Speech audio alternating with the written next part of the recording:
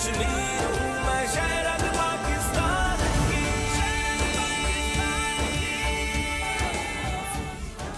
बिस्मिल्लाहिर्रहमानिर्रहीम। नाज़रीन अस्सलाम वालेकुम। प्रोग्राम है कश्मीर मैगज़ीन, मैं हूँ यासिर रहमान। नाज़रीन, आज के प्रोग्राम में हम बात करेंगे भारत जो मकबूजा कश्मीर के अंदर इंसानी हुकूक़ की बदतरीन पामालियाँ कर रहा है। दुनिया में शायद ही ऐसे काले कवानीन हों जो भारत मकबूजा कश्मीर के अंदर इस्तेमाल कर रहा है। काले कवानीन, PSA और दूसरे ड्रैकोनियन लॉज जो हैं वो इस्तेमाल किए जा रहे हैं। इसी तरीके से अगर हम इंसानी हुकूक़ की पामालियों का ज़िक्र करें तो न सिर्फ भारत की वहाँ की भारतीय फ़ौज बल्कि उसके साथ साथ भारत की अदलिया, जो भारत की हाई कोर्ट जो थी उसने पैलेट गन के इस्तेमाल को रोकने के हवाले से स्पेशल ऑर्डर्स भी पास किए थे और उन्होंने कहा था हम इसको रोक नहीं सकते, इंसानों के ऊपर इस्तेमाल किया जाता था। इसी तरीके से फ्रीडम ऑफ मूवमेंट नहीं है, आप कहीं अपनी मर्जी से बाहर नहीं जा सकते। सहाफ़ियों को जो है वो जहाज़ से उतार दिया जाता है, कश्मीरी सहाफ़ियों को बिलखुसूस। इसके साथ साथ अगर हम बात करें ख़वातीन के हवाले से तो एक रिसर्च के मुताबिक मकबूजा कश्मीर के अंदर हर पाँच से छठी खातून जो है वो ज़हनी अमराज, ज़हनी दबाव या नफसियाती अमराज का शिकार है। इसी तरीके से उनकी मईशत की ज़बू हाली का हाल ये है कि उनके पास ये इख्तियार नहीं है कि वो अपनी माशी सरगर्मियाँ खुद से ले सकें, क्योंकि वहाँ पे अडानी और अंबानी का कब्ज़ा हो चुका हुआ है। इसी तरीके से अगर हम बात करें कस्टोडियल किलिंग्स के हवाले से तो मोहम्मद अशरफ शहराई शहीद और इसी तरीके से अल्ताफ़ शाह जिन्हें शहीद किया गया वो सबके सामने है। और इसके साथ साथ अगर हम बात करें दूसरे दीगर राइट्स के हवाले से तो जो मजहबी राइट होता है, रिलीजियस राइट होता है, उसको भी जो है वो प्रैक्टिस नहीं करने दिया जाता है। चाहे वो 10 मुहर्रम के हवाले से बात हो, चाहे वो ईदैन के हवाले से बात हो, तो जामे मस्जिद जो है उस पर कुफ्र पड़ा है। आज इस हवाले से डिटेल बात करेंगे। आज हमारा साथ दे रहे हैं स्टूडियोज़ में शेख अब्दुल मतीन साहब, आप जनरल सेक्रेटरी हैं ऑल पार्टीज़ हुर्रियत कॉन्फ्रेंस के। टेलीफोन लाइन पे हमें ज्वाइन किया है शाह गुलाम कादिर साहब ने, आप प्रेसिडेंट हैं पाकिस्तान मुस्लिम लीग नवाज़ AJK के। इसी तरीके से कमर जमान कायरा साहब ने हमें ज्वाइन किया है, साबिक वफाकी वज़ीर भी हैं और सीनियर रहनुमा हैं पाकिस्तान पीपल्स पार्टी के और मुशीर भी रहे हैं वज़ीर आज़म के उमूर कश्मीर के हवाले से। तमाम पैनलिस्ट को हम खुशामदीद कहते हैं। इससे पहले सवालात का आगाज़ किया जाए, एक रिपोर्ट शामिल करते हैं। ये कश्मीर है, आज मैंने इतना देखा, कल फिर से बंद होगा, फिर मुझे देखना पड़ेगा, फिर मुझे गालियाँ खानी पड़ेगी, फिर मुझे सेंट्रल जेल जाना पड़ेगा। मतलब इतना मुझसे बर्दाश्त नहीं होता है। उठाया 90 से 18 अगस्त रात को, फिर बाद में मैंने केस लड़ा, रोज जाती तारीख पर कभी 5 बजे उठता, कभी उठता नहीं, तो फिर मैं बेबस होकर आती घर में, रोती बहुत। मैंने आज नींद नहीं किया, मेरे तारीख है आज मेरे को बेटे को मुलाकात देगा, उन्होंने मुलाकात नहीं दिया। ज़कूरा और टैंकपुरा कत्लेआम हो या 1991 में कनान पोशपुरा में इज्तमाई आबरूरेज़ी, पत्थर बेल 2000, गंदर बेल 2007 या माचील 2010, भारत में जितनी भी हुकूमतें आईं, ख्वाह वो कांग्रेस हो या BJP, भारतीय फौज को कश्मीरियों के कत्लेआम की खुली छूट दी गई। तहरीक आज़ादी कश्मीर को कमजोर करने की कोशिश में मासूम कश्मीरियों के कत्लेआम के दर्जनों वाक़यात दोहराए गए, लेकिन कातलों को कभी कानून के कटहरे में खड़ा नहीं किया गया। फोन भी बांधिया, प्रेस भी बांधिए, सब कुछ बांधिए।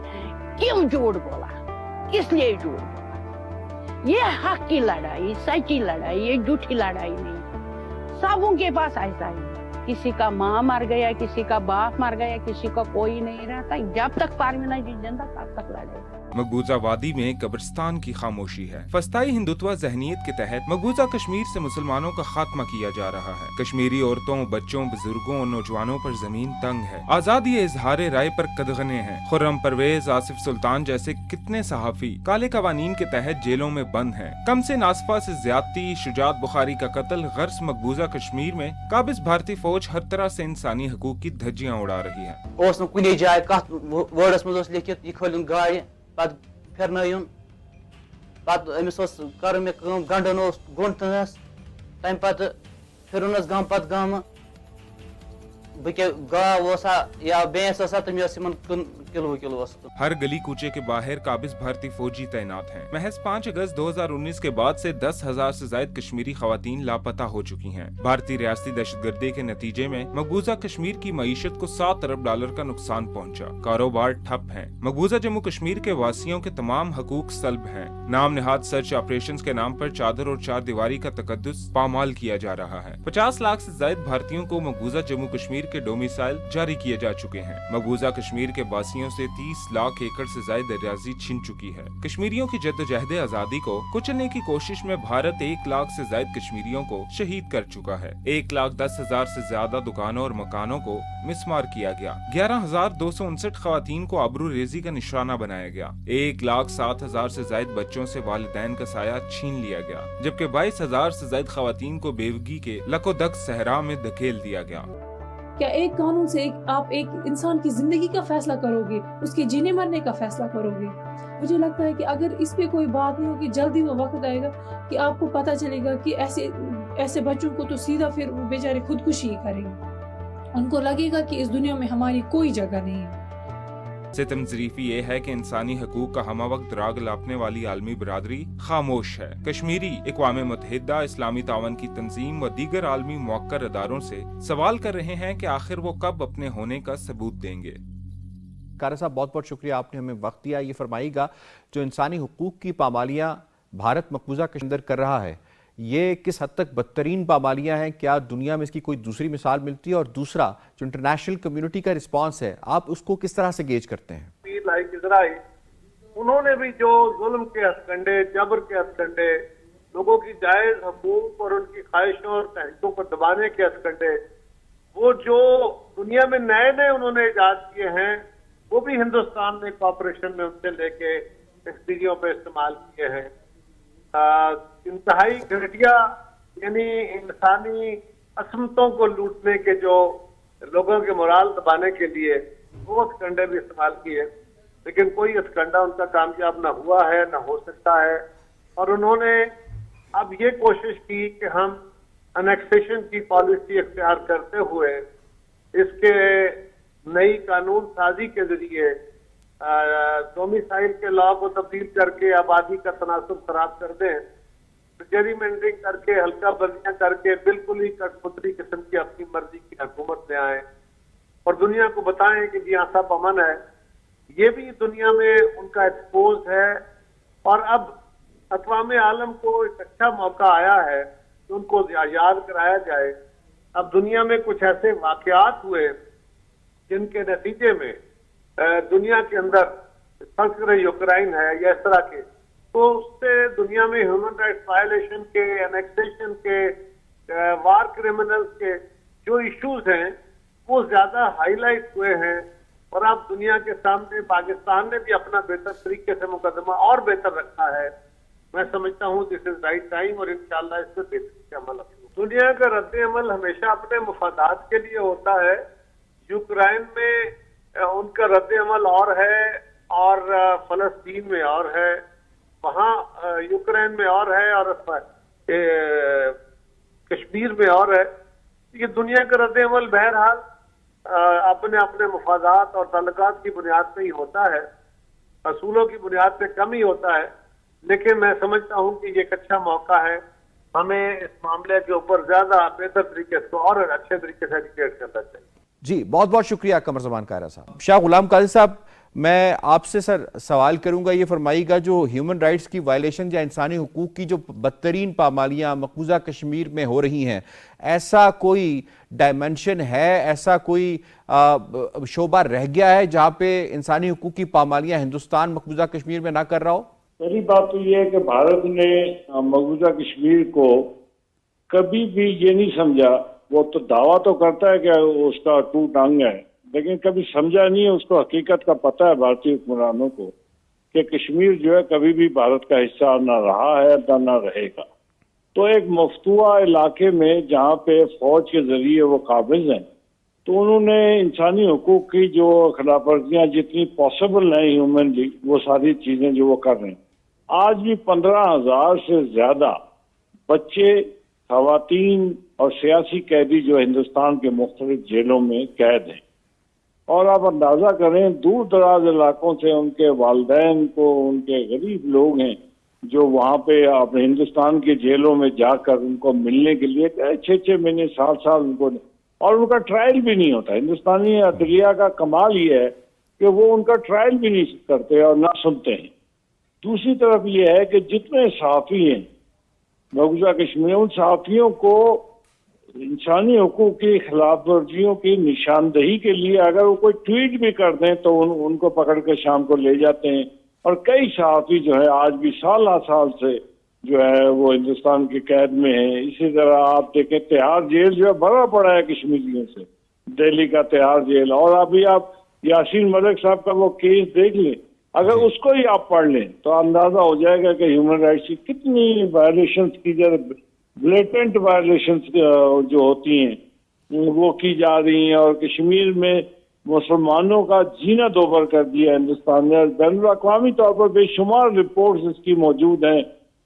یو ایس کی جو ہیومن رائٹس کی جو سالانہ رپورٹ ہوتی ہے اسٹیٹ ڈپارٹمنٹ کی، وہ آپ پڑھ لیں، دنیا کے ہیومن رائٹس آرگنائزیشنز کا پڑھ لیں، ہر جگہ سے یہی بات سامنے آتی ہے کہ بھارت جو ہے کشمیر کے لیے وہ قوانین جو وہ اپنے شہریوں کے لیے بناتا ہے وہ قوانین کی امپلیمنٹیشن مقبوضہ کشمیر میں نہیں کرتا. اور سب سے بڑی وائلیشن تو یہ ہے کہ ہندوستان نے جو 2019 کو کیا 5 اگست کو، تو ہندوستان نے کشمیر کو جو ہے اس کی حیثیت ہی ختم کر دی. یہ سب سے بڑی وائلیشن اس نے کر دی.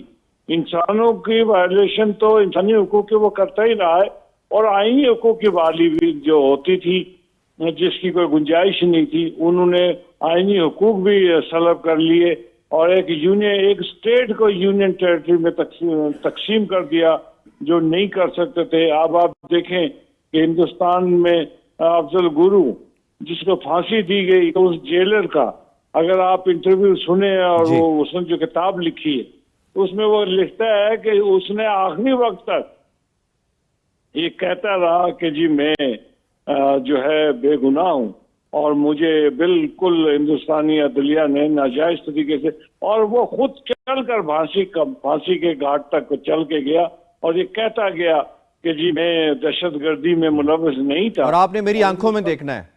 ہاں، آپ نے میری آنکھوں میں دیکھنا ہے. اور ہندوستانی عدلیہ جو ہے اس نے کہا کہ چونکہ میں نے اس کا جو فیصلہ ہے کہ جی اس پہ ثابت تو نہیں ہوا، لیکن چونکہ ہندوستان کے عوام کے کانشنس کو مطمئن کرنے کے لیے ہم اس کو پھانسی کی سزا دے رہے ہیں.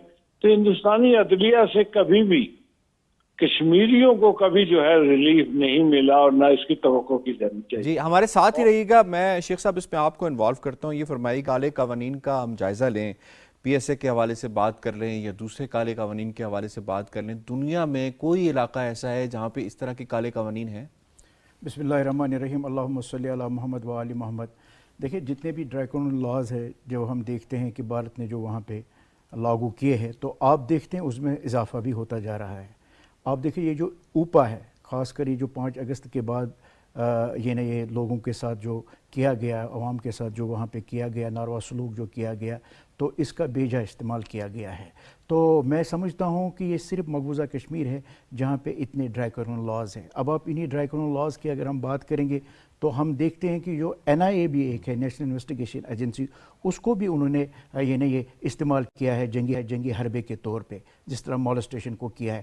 انہی جو اوپا ہے، یہ جو انلافل ایکٹیویٹیز اور ڈسٹرپٹیو ایکٹیویٹیز کے لا جو ہے، اس کے تحت ہمارے جو قائدین ہیں اس وقت بھی شاہ صاحب بھی ذکر کر رہے تھے، انلافل ایکٹیویٹیز پریونشن ایکٹ اس کے تحت گرفتار ہے. اب اگر ہم صرف یہ دہلی کے یہ جو بدنام زمانہ جیل ہے، تہاڑ جیل کی بات کریں گے تو ہمارے کنوینر جو ہے یا چیئرمین صاحب مسرت عالم بٹ سے لے کے شبیر شاہ صاحب، یاسین ملک صاحب، آسیہ باجی، مشتاق الاسلام صاحب، ناہید باجی، نعیم خان صاحب اور بہت سارے قائدین جو ہے وہ گرفتار ہے. اور اس کے لیے اس کے ساتھ ساتھ عوام بھی گرفتار ہے. تو اب آپ یہ بھی دیکھ لیجئے جو آپ نے ابتدا میں بھی کہا ہے کہ وہاں پہ جو ان کی یہ جو کالے قوانین ہیں وہ کتنی امپیونٹی دیتے ہیں ان جو جرائم پیشے لوگ ہیں. آپ نے ہیومن شیلڈ کی بات کی تو عادل کی ہمارے ذہن میں عادل ڈار کی، جب اس کو گوگائی نے ہیومن شیلڈ بنایا ہے اور پھر انڈین آرمی نے اس کو، آرمی چیف نے وہی ہونا کیا چاہیے، آئرنی انعام دیا. آئرنی کیا ہونا چاہیے، وہ تو عدالت کے کٹہرے میں ہونا چاہیے اور اس کے رینک کو کم کیا جانا چاہیے تھا، لیکن ایسا نہیں ہوا. تو اس کو پروموشن دیا گیا. تو کشمیری جو ہے جو اس وقت جو ہے ورسٹ سچویشن ہے مقبوضہ کشمیر میں, اور جس کو ہم کہتے ہیں اوپن پریزن جو ہے مقبوضہ کشمیر بنا ہے. ہر طرح کی یعنی ہیومن رائٹس وائلیشن مقبوضہ کشمیر میں ہو رہی ہے. ٹھیک ہے.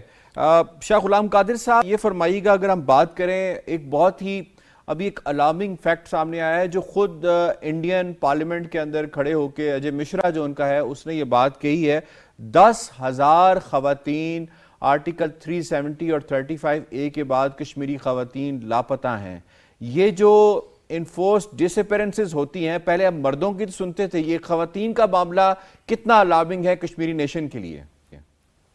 لیکن یہ تو دیکھیں جو آکوپیشن کرتے ہیں ان کے لیے وہ کبھی حقوق کی بات تو نہیں کرتے, تو آپ کیا توقع کرتے ہیں کہ بھارت جو ہے کوئی انسانی حقوق دے گا؟ کشمیریوں کو کبھی نہیں دے گا. تو یہ واقعات تو ہوتے رہتے ہیں. آپ اگر ایک تقریر آپ کو مل جائے, جو کرن سنگھ جو مہاراجا کے بیٹے تھے جو ہندوستانی پارلیمنٹ کے ممبر بھی رہے, ان کی وہ تقریر آرٹیکل 370 کے بعد اگر آپ اس کو کبھی سن لیں تو آپ کو اندازہ ہوگا کہ کشمیر میں کس انداز میں کشمیریوں کے حقوق کو سلب کیا گیا ہندوستان نے کیا ہے. اور کشمیر جو ہے وہ کبھی بھی نہ ہندوستان کا رہا ہے نہ رہے گا, اور یہ وقت کی بات ہے کہ یہ وقت کب آتا ہے. اور کشمیر کے لوگ جو ہیں ہندوستان کے ظلم و ستم سے اتنے تنگ ہیں کہ پوری دنیا میں آپ دیکھیں کہ جب بھی کوئی موقع ملتا ہے وہ اپنی رائے کا اظہار کرتے ہیں. اور اللہ کے میں سمجھتا ہوں اللہ تعالیٰ کا جو فضل و کرم ہے کہ کشمیریوں کو مٹانے کی بھارت کی ہر سازش جو ہے ابھی تک ناکام رہی ہے. چاہے ڈیموگرافک چینج کرنے کی ان کی کوشش ہے, تو 4.2 ملین ڈومیسائلز انہوں نے بھارت کے لوگوں کو کشمیر میں دے دیا ہے تاکہ وہ ڈیموگرافک چینج کر سکیں, اور اسرائیلی پیٹرن ہے جیسے انہوں نے فلسطین میں کیا ہے. لیکن انشاءاللہ مجھے امید ہے, اللہ تعالیٰ پہ بھروسہ ہے. جی شاہ غلام قادر صاحب یہ فرمائیے گا, ایک اور جو پہلو ہے ہیومن رائٹس کی وائلیشن کا وہ ہے کہ آپ کو مذہبی آزادی حاصل نہ ہو اور آپ کو مذہب پریکٹس نہ کرنے دیا جائے. ہم دیکھ رہے ہیں کہ جامع مسجد سری نگر کے پہ قفل پڑا ہے, اسی طریقے سے محرم کا بھی پروسیشنز ہوئے ہیں وہ الاؤڈ نہیں تھے, اس سے پہلے عید قربان پہ گائے کا مذبح الاؤڈ نہیں تھا, اس سے پہلے رمضان میں جس طرح سے مساجد کو بند کیا گیا تھا اور تراویح الاؤڈ نہیں تھی. یہ جو جتنا معاملہ مذہبی آزادی کو درپیش جو معاملات ہیں اور کشمیریوں کی جو مذہبی جذبات ہیں ان کو مجروح کیا جا رہا ہے, کیا اس کو انٹرنیشنل کمیونٹی دیکھ نہیں رہی؟ ان کو معلوم نہیں ہے کہ ایک مسلمان کے لیے اس کے مذہبی عقائد کا پریکٹس کرنا کتنا ضروری ہے اور اس کی اہمیت کیا ہے؟ دیکھیں سری نگر کی جامع مسجد میں گزشتہ 4 سال سے میرے وائز عمر فاروق صاحب جو جمعے کا خطبہ دیتے تھے, 4 سال سے ان کو اجازت نہیں ملی. اور بلکہ 2-4 مہینے پہلے کی بات ہے, ہندوستانی حکومت گورنر لیفٹیننٹ گورنر جو وہاں ہے اس نے کہا جی ان پہ کوئی پابندی نہیں ہے. وہ گھر سے نکلے تو ان کو روک لیا گیا. تو انہوں نے کہا بھائی آپ کہتے ہیں کہ پابندی نہیں ہے تو آپ مجھے جامع مسجد میں خطبہ دینے نہیں دیتے, عید کی نماز نہیں پڑھانے دیتے, تو مذہبی آزادی تو انہوں نے سلب کی ہوئی ہے. اور یہ پوری دنیا میں آپ دیکھیں آہستہ آہستہ اویئرنیس ہوتی ہے. آج ہندوستان کا وہ چہرہ مکروہ چہرہ جو ہے تو جس طرح دنیا بھر میں اجاگر ہو رہا ہے اور لوگوں کو پتہ لگ رہا ہے, اس سے اندازہ ہو جائے گا انشاءاللہ تعالیٰ. مجھے امید ہے کہ پوری دنیا میں جو مسلمان تنظیمیں ہیں وہ ابھی پچھلے دنوں 2-4 دن قبل ترکی میں استنبول میں ایک بڑی کانفرنس ہوئی کشمیر پہ, دنیا بھر میں آسٹریلیا میں ایک کانفرنس ہوئی. تو اویئرنیس جو ہے وہ ہو رہی ہے اور انشاءاللہ اللہ کرے گا کہ ہم اس میں کامیابی ہمیں حاصل ہو. جی اور لاسٹلی اس سے پہلے آپ سے اجازت چاہیے, فرمائیے گا کہ جو انٹرنیشنل رسپانس ہے, کیونکہ یونائٹڈ نیشنز کی سیکیورٹی کاؤنسل کی ریزولوشنز ہیں, گارنٹیئر بھی ہے کہ آپ کو ہم رائٹ ٹو سیلف ڈٹرمنیشن دلوائیں گے. OIC کی دنیا کی 2nd بڑی باڈی ہے, 57 ممالک کی یہ باڈی ہے. تو اگر ہم ان دونوں باڈیز کو دیکھیں تو ان کا جو کردار ہے ہیومن رائٹس کی وائلیشنز کو کم کرنے کے حوالے سے اس وقت تک آپ کو کتنا کمپلیسنٹ وہ کردار نظر آیا ہے کہ وہ ہندوستان کو روک نہیں پائے یہ ہیومن رائٹس کی وائلیشن روکنے میں؟ دیکھیں نا, ایک تو زمانہ بدل گیا اور اکانومی کی بات ہے, اکانومی ہندوستان کی بڑی ہے تو اس کی وجہ سے, لیکن وہ تو ایک ہے نا سامنے آ کر بیان دینا, لیکن انڈائریکٹلی हिंदुस्तान में जो भी हुक्मरान जाता है दुनिया भर के, तो वो सारे के सारे हुक्मरान कश्मीर के हवाले से और ह्यूमन राइट्स के हवाले से सवालात जरूर हिंदुस्तानी हुक्मरान से पूछते हैं, उनसे बात करते हैं। और ये जो बात है जो हिंदुस्तान के लिए बड़ी मुश्किल सूरत हाल डेवलप हो जाती है, जब दुनिया का कोई हुक्मरान जो है जब भी हिंदुस्तान जाता है, वो शायद अखबारी बयान ना देता हो, लेकिन डिप्लोमेटिक गुफ्तगू में वो जरूर कश्मीर का जिक्र करता है, ह्यूमन राइट्स की जिक्र करता है और कश्मीरियों के हक खुद इरादियत देने और उनके साथ मामलात को तय करने की बात करता है। ये भी बड़ा हौसला अफजा बात है। शेख अब्दुल मतीन साहब, मैं आपको इसमें इन्वॉल्व करूंगा। ख़वातीन के हवाले से ये कहा जा रहा है कि मकबूजा कश्मीर के अंदर ऑन एवरेज हर 5 से 7वीं खातून जो है वो नफसियाती अमराज का शिकार है। उसका बैकग्राउंड मैंने अपने इब्तदाई में बताया है कि उसका या भाई इनफोर्स डिसपेरेंसेस का शिकार हुआ है, या बेटा, या खावन, या बाप। तो इस सारे पहलू में अगर हम देखें तो खातून किस हद तक जो है वो इस वक्त विक्टिम है इस सारे वायलेंस की और ह्यूमन राइट्स वायलेशंस की। देखिए, जहाँ तक मकबूजा कश्मीर के ख़वातीन का ताल्लुक़ है तो इसमें कोई दूसरी बात नहीं है, उनकी बेइंतहा कुर्बानियाँ भी है। और हम देखते हैं जो सबसे ज़्यादा सफ़र्स है वो हमारी माँ बहनें हैं। उसकी बुनियादी वजह आपने खुद भी बताया है, उनका बेटा भी इन्वॉल्व होता है, वालिद भी इन्वॉल्व होता है, या खावंद इन्वॉल्व होता है, या किया जाता है, यानी माहौल ऐसा बना हुआ है। तो हमारे जो ये ख़वातीन हैं तो इसीलिए हम देखते हैं कि आप यहाँ से ये अंदाज़ा लगा सकते हैं कि यानी 12,000 से ज़्यादा मॉलेस्टेशन वहाँ पे हुई है। तो आप देख लीजिए इन्हीं 10,000 ख़वातीन का डिसअपीयरेंसेस है, 12,000 मॉलेस्टेशन हुई। कुनान पोशपुरा भी हुआ है, कुनान पोशपुरा का 100 से ज़्यादा ख़वातीन के साथ ज्यादती 100 की से गई। ज़्यादा। और इस वक्त भी आप अगर हम देखेंगे कि कितनी ख़वातीन हमारी जो है जेलों में है। अभी हम आसिया बाजी की बात करते हैं, नाहिद की बात करते हैं। और जेलों में ये बताइए कि उनके साथ जो सलूक किया जाता है वहाँ पे वो क्या सामने आया है? देखिए, वो जो सलूक होता है भारत का, क्योंकि जब भी इंसान को ये गिरफ्तार करते हैं तो पहले इंट्रोगेशन होती है। तो इंट्रोगेशन में तो ये हर एक सेकंड डिग्री इस्तेमाल करते हैं, मतलब हर एक के साथ। फिर उसके बाद वो जेल में ट्रांसफ़र करते हैं तो उस वक्त फिर सवाल जवाब नहीं होता है। उस वक्त वो जो ज़हनी कुफ़्वत होती है, हालांकि जो भी कोई जेल ये बताया जा रहा है कि आसिया अंद्राबी साहिबा कई बीमारियों का शिकार भी हैं। कहीं भी जो फिर फैसिलिटीज़ होनी चाहिए कैदियों के हवाले से वो नहीं होती है। ठीक है, खाने पीने के भी मसले मसाइल होते हैं, डॉक्टर के पास भी जाने का मसला होता है। और आपने खुद देखा है तो अल्ताफ़ शाह साहब जो है हमारे अशरफ सहराई साहब है, कस्टोडियल किलिंग उनकी हुई है। यानी अगर हम स्पेसिफिक ख़वातीन के हवाले से बात करें तो इस ज़मू हाल जो मईशत का शिकार मकबूजा कश्मीर हो गया है, जिसको 7 से 10 अरब डॉलर का नुकसान हुआ है, उसके अंदर उस खातून के पास क्या इतने रिसोर्सेज हैं कि वो उसका इलाज करवाया जा सके? अगर इलाज नहीं होगा तो फिर उसका इम्पैक्ट जो आने वाली नस्ल है उस पर क्या होगा? देखिए, आने वाली नस्ल पर तो बहुत बड़ा बैड इम्पैक्ट पड़ा है। तो इसीलिए आप इस वक्त भी देखते हैं मकबूजा कश्मीर के जो लोग हैं वो नफसियाती मरीज़ भी बनते जा रहे हैं। उसकी बुनियादी वजह है कि हमें एक तरफ से भारत ने महरूम नहीं रखा है। यानी एक तो दहशतगर्दी अपनी जगह, रियासती दहशतगर्दी, अदलिया दहशतगर्दी, इकनॉमिकल दहशतगर्दी भी साथ साथ है। इसके साथ जो बेसिक फैसिलिटीज़ होनी चाहिए इंसान के लिए जो ज़रूरत होती है उनसे भी भारत ने हमें वक्तन फ़वक्तन महरूम रखा है। और हकीकतन ये बात है कि भारत को पता है कि जो कश्मीरी अवाम है वो हमारे साथ है नहीं। यानी भारत का जो कब्ज़ा मकबूजा कश्मीर में वो सिर्फ़ और सिर्फ ताकत के बलबूते पे है, वो ब्लैक लॉज के बलबूते पे, पैलेट और बुलेट के बलबूते पे।